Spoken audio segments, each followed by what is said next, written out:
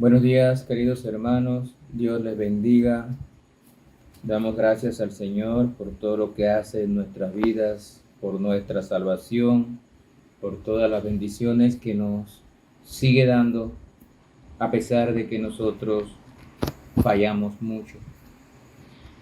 Seguimos con los devocionales acerca de la palabra de Dios, aprovechando el mes de la Biblia en Panamá.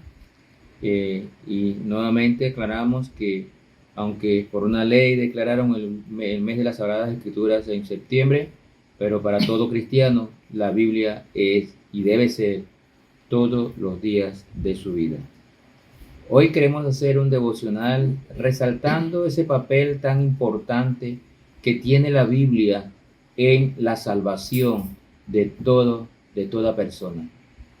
Porque es que el mensaje, las buenas nuevas de salvación, las escuchamos, las recibimos y aceptamos a Cristo como Salvador personal porque alguien nos habló la palabra de Dios. El mensaje de salvación está contenido en las páginas de las Sagradas Escrituras. Y el sacrificio de Cristo está contenido en las páginas de las Sagradas Escrituras. Dice la palabra de Dios en Romanos capítulo 10, versículo 13.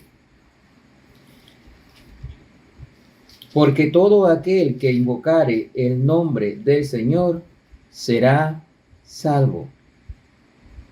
Entonces, hay que invocar el nombre del Señor. ¿Y dónde está registrado eso? Romanos 10, versículo 13. La Biblia entonces es el camino escogido por Dios para llevar a cabo su divina voluntad. Él quiere que todos procedan al arrepentimiento y sean salvos. Conocimos a Cristo y fuimos salvos porque alguien nos llevó el mensaje de la palabra de Dios, las buenas nuevas de salvación. ¿Y cuál es el mensaje? Mire conmigo 1 Corintios, capítulo 15 y versículo 1 al 4. 1 Corintios, capítulo 15, versículos del 1 al 4. Dice la palabra de Dios: además os declaro, hermanos, el evangelio que os he predicado, el cual también recibisteis, en el cual también perseveráis, por el cual asimismo, si retenéis la palabra que os he predicado, sois salvos, si no creísteis en vano. Porque primeramente os he enseñado lo que asimismo recibí, que Cristo murió por nuestros pecados conforme a las Escrituras, a la palabra de Dios, y que fue sepultado y que resucitó al tercer día conforme a las Escrituras. Allí está el mensaje de salvación, en el Evangelio. Cristo vino a este mundo, fue crucificado, murió en la cruz, fue sepultado según la palabra de Dios. Para pagar por todos nuestros pecados, murió Cristo. Resucitó al tercer día, según las Escrituras, según la palabra de Dios, para darnos la vida eterna.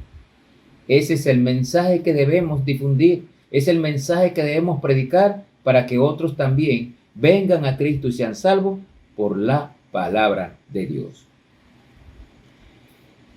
Estas buenas noticias las conocemos nosotros porque alguien nos habló la palabra de Dios y hemos creído y hemos aceptado el sacrificio de Cristo y ahora somos salvos.